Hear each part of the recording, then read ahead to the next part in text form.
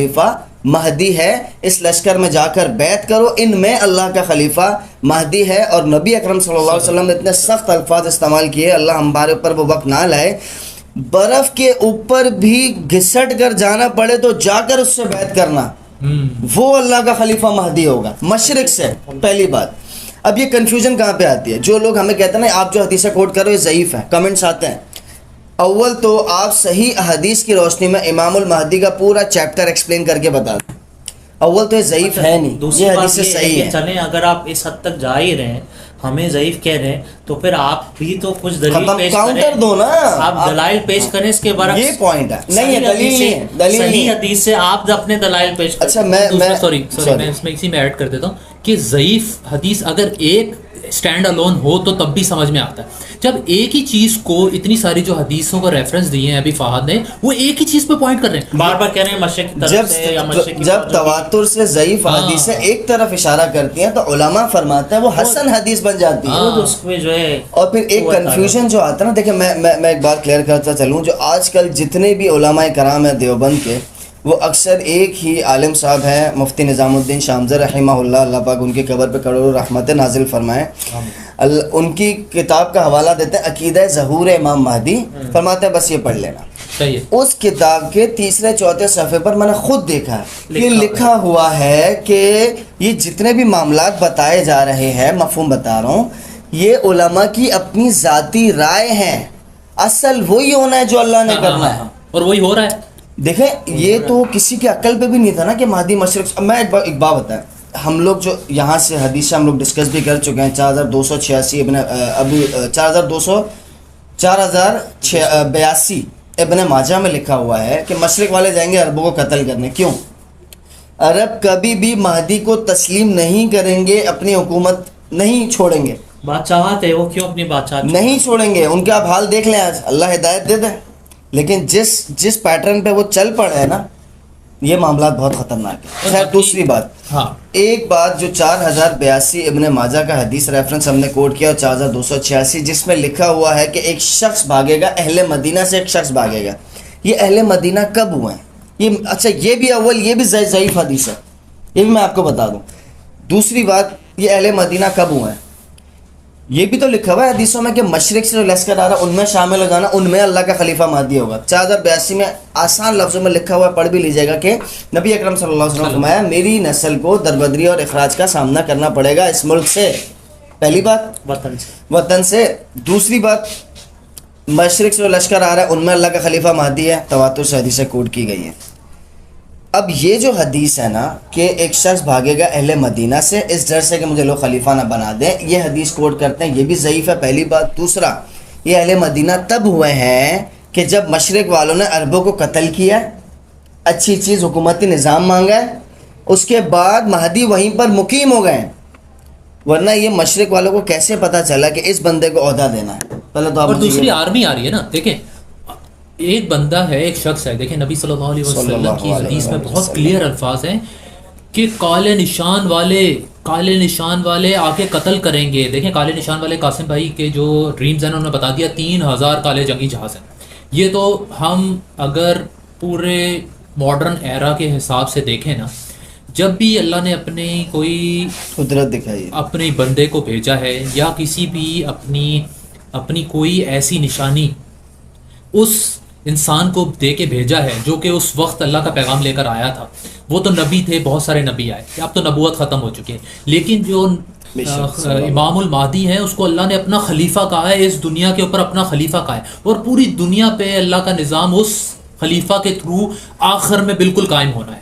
تو پہلے تو اسٹیٹس کو سمجھ لیں کہ امام المہدی کا اسٹیٹس کس لیول کا ہے کہ ان کو نبی صلی اللہ علیہ وسلم کی حدیث کا مفہوم ہے جنت کے سرداروں میں سے سردار ہیں. بے شک. اب آپ سوچیں ہم اتنے ہی یعنی کہ کیا کہنا چاہیے کہ جو بھی ساری باتیں ہوئی ہیں کہ ہم لوگ ایک اسٹینڈ الون چیز کے اوپر کھڑے ہو کر یہ بات کر دیتے ہیں، کوئی بھی منہ سے ایسی غلط بات نکال دیتے ہیں. دیکھیں اس بات کو عرفان بھائی نے بہت کلیئر بتایا کہ مہربانی کر کے منہ سے اپنے غلط الفاظ نہیں نکالیں، کیونکہ یہ بہت سخت معاملہ ہے. کیونکہ اللہ کی اتنی بڑی نشانی اللہ تعالیٰ نے جو نبی صلی اللہ علیہ وسلم نے ہمیں بتایا، قیامت کی بڑی نشانیوں میں سب سے بڑی نشانی پہلی جو ہے امام المہدی کا ظہور ہے. اگر ہم اسی کے اوپر اتنے سخت الفاظ نعوذ باللہ ان کو ملامت کریں گے یا کسی بھی انسان کو ہم یہ سمجھ رہے بغیر کہ وہ کیا کہہ رہا ہے، کیا اللہ کا پیغام لے کر آ رہا ہے، 500 دفعہ اللہ تعالیٰ کسی سے کلام کرے، یہ کوئی عام بات نہیں ہے. پوری زندگی کا ہسٹری اٹھا کے دیکھ لیں، ایسا کبھی نہیں ہوا ہے.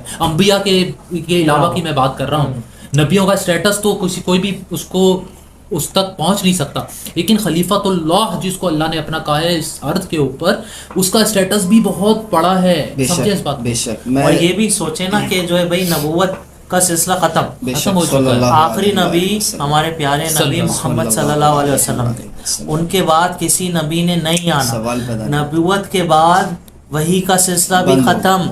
تو آپ خود سوچیں، اس کی دلیل آپ ہی دے دو کہ کیسے امام مہدی کی اصلاح ہوگی ایک رات میں، اور امام مہدی کو کیسے پیغام گائیڈنس کیسے ملے گی، کیسے ملے گی، کیسے وہ پیغامات آگے پہنچائیں گے، اور کیسے وہ حکومت کا انتظام. وہی کا سلسلہ ختم ہو گئے. اور دوسری حدیث میں آ رہا ہے کہ جو ہے قرب قیامت کیا ہوگا. اور اس میں نے آپ کو sunna.com سے کیا بتایا، قرب قیامت میں انہوں نے کیا لکھا، اور مہدی علیہ السلام کا وہی زمانہ ہوگا جب سارے کیا ہوگا، جب شاذ ہی ہوگا، بہت کم ہوگا، شاذ و نادر ہوگا کہ کیا ہوگا کہ خواب جو ہے جھوٹے ہوں گے. زیادہ تر کثیر تعداد خوابوں کی کیا ہوگی، مومن کے سچے خواب ہوں گے.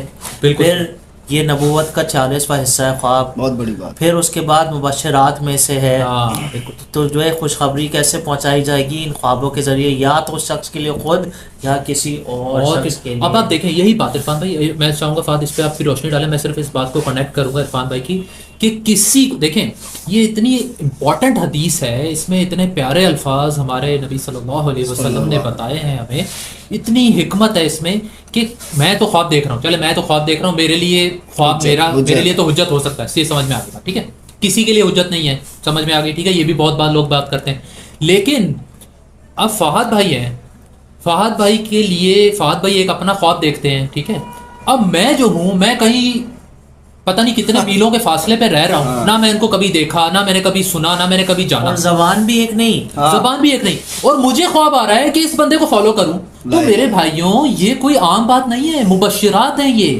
ساتھ اس پہ تھوڑا روشنی. ایسے بھی لوگ دوسری بات یہ، سوری میں آپ کی بات کاٹ رہا ہوں، کہ آپ دیکھیں یار خواب تو ایک طرف ہے نا، آپ جب سارے دلائل کو ملائیں گے تو دلائل میں قوت آ رہی ہے نا. کتنے دلائل کو آپ جھٹلاؤ گے؟ دوسری طرف آپ ہمیں کوئی دلیل دے نہیں رہے، کتنے دلائل کو جھٹلاؤ گے؟ ان کی جو ناک کا طرز بتایا گیا حدیث میں ویسے ہی، پیشانی جیسی ساری نشانیاں پوری ہیں، نام جیسے بتایا گیا ویسے ہی، باپ کا نام ویسے ہی، دل ویسے ہی، ران پر ہاتھ مارنا ویسے ہی، سیرت ویسے ہی، تو بنی اسرائیل کی طرح دکھنا ویسے ہی. اللہ اکبر. پھر آپ دیکھیں پوری امت کے حالات دیکھ لیں، دنیا کے حالات دیکھ لیں، پوری بالکل کیا ہے، زوال ہے اور آپریشن میں ڈوبے ہوئے، ظلم ہر طرف سے ہو رہا ہے. تو بھائی ظلم کو نکالنے سے کون آئے گا، آپ مجھے بتا دیں کس طرح. اسی سوری آپ ماشاء اللہ آپ نے بہت اچھی بات اس میں کنیکٹ کی. بات اسی پر کہ جو یہ مبشرات کا ہے، اس پہ میں چاہوں گا تھوڑا سا روشنی ڈالیں کہ یہ جو میں بات کر رہا ہوں یا بہت سارے لوگ بات کر رہے ہیں، آپ بھی بات کر رہے ہیں، ایسا کیسے ممکن ہو گیا بھائی میرے لیے کسی اور کو خواب آ رہے ہیں؟ ایسا کیسے ہو گیا؟ ہسٹری میں کبھی سنا آپ نے؟ دیکھیں بسم اللہ الرحمن الرحیم. جزاک اللہ، آپ دونوں بھائی نے بڑی اچھی گفتگو کی، اللہ پاک جزائے خیر دیں. بہت سارے ایسے لوگ ہیں قاسم بھائی کو جو فالو کرتے ہیں، جن کو نبی اکرم صلی اللہ علیہ وسلم کی زیارت نصیب ہوئی ہے، اور یہ فرمایا ہے کہ قاسم کی مدد کرو. اشارتاً فرمایا ہے یا ڈائریکٹلی بھی فرمایا ہے، پہلی بات.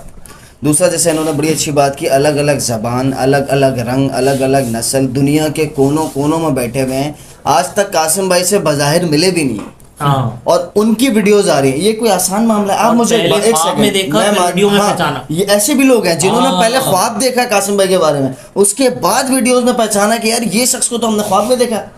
میں نے آج آپ سے ایک بات بولی تھی نا کہ یار مجھے لگ رہا ہے میں نے اس طرح کا ایک شخص دیکھا ہوا ہے پہلے. تو بظاہر ایسا ہے، بظاہر لوگ سمجھتے. دیکھیں لوگ کہتے ہیں یہ آپ لوگ قاسم بھائی کو پروموٹ کر رہے ہیں، اصل مہدی کی نشانی پتہ ہے کیا ہوگی؟ وہ خود نہیں بولیں گے، لوگ ان کے بارے میں بولیں گے. تو مہدی تو لقب ہے، پہلی تو سالڈ دلیل آ گئی. بات سوری میں آپ کی بات کر رہا ہوں، آپ کی بات، مہدی تو ہے ہی لقب دوسروں کی طرف سے جاتا ہے. ہدایت یافتہ کا کیا مطلب ہے؟ یصلحہ اللہ فی لیلہ، اللہ پاک ایک رات میں اصلاح فرمائے گا. اب اگر ایک چیز میں ان سے کلیئر کر دوں، بہت سارے لوگ کہتے ہیں قاسم بھائی جان بوجھ کے اپنے خواب بتاتے ہیں تاکہ لوگ میری طرف متوجہ ہوں. نعوذ باللہ من ذالک، ایسے الٹے سیدھے الفاظ. اگر آپ دونوں ماشاءاللہ سمجھدار لوگ ہیں، مجھ سے عمر میں ہی بڑے ہیں، میرے سے علم میں بھی زیادہ ہیں، میں آپ کو سوال پوچھتا ہوں، اگر قاسم بھائی بظاہر خود مہدی بننے کا شوق رکھتے ہیں، بظاہر خود نعوذ باللہ من ذالک، اگر وہ کوئی نعوذ باللہ من ذالک پہ تو بولتے ہوئے الفاظ بھی ساتھ نہیں دیتے کہ وہ دعوے کی طرف آ رہے ہوتے، اول تو وہ نہیں کر رہے ہیں، تو کیا وہ کبھی کلین شیو کرتے ہیں؟ مجھے ایک بات کا جواب دیں. وہ تو وہ لبادہ ہو کے آتے ہیں نا. یہ جتنے بھی جھوٹے کذاب آئے ہیں نا، وہ یہی پہلے تو انہوں نے داڑیاں رکھی ہیں، پھر انہوں نے اپنا لباس سے، پھر انہوں نے ماما پہنا، پھر ہاتھ میں تسبیح پکڑ لی. دیکھیں میری بات سنیں، میں نے پہلے کہا تھا یہ ایک بہت بڑا ٹیسٹ ہے، یہ اللہ کا بہت بڑا راز ہے. اول تو نبی اکرم صلی اللہ علیہ وسلم نے فرما دیا کہ مہدی کی اصلاح ہونی ہے کیونکہ معصوم صرف انبیاء تھے، ٹھیک ہو گیا. اب مہدی میں کمی کوتاہی ہو سکتی ہے، اب وہ ہر طرح کی کمی کوتاہی ہوگی. اور دوسری دلیل میں یہ دیتا ہوں، مہدی کبھی بھی اس منصب کو تسلیم نہیں کریں گے، بالکل ایسے ہی. اور مہدی ہمیشہ وہ ہوا کارہن، حدیث کے الفاظ ہے، وہ ہمیشہ بھاگتے پھریں گے. اسی لیے ان کو اگر کلین شیو کرنا پڑے تو شاید واللہ عالم شاید وہ جان بوجھ کے کریں گے کہ میں لوگوں کی نظروں میں نہیں آؤں. یہ بہت سالڈ دلیل ہے.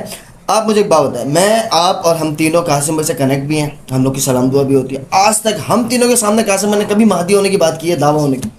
لا الہ الا اللہ محمد رسول اللہ کلمہ پڑھ کے بات بتا رہا ہوں، قاسم بھائی نے کب دی الفاظ ہمارے سامنے بولے، اور ہم بھی ان کے سامنے نہیں بولتے اکثر اس طرح کر کے بظاہر ڈائریکٹلی ہم نہیں بول سکتے کیونکہ وہ بھائی غصہ ہو جاتا ہے، ناراض ہو جاتا ہے.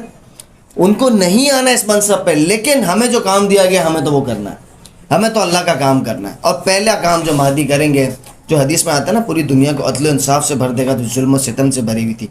اور اللہ پاک نے، کیا میں اللہ کی شان پہ حیران ہوں، اتنی سالڈ بات اللہ نے فرمائی ہے. اللہ آج بھی بڑا غفور الرحیم ہے. عرفان بھائی، ثاقب بھائی، ہم لوگ جو باتیں کرتے ہیں بظاہر نظر بھی آتا. اللہ نے کیا فرمایا؟ قاسم اس غلط فہمی میں مت رہنا کہ میں شرک معاف کرتا ہوں. یہ جتنے بھی شرک اور اس کی اقسام ہے نا، اس سے آپ لوگ بچ جاؤ، میری رحمت آ جائے گی. جاؤ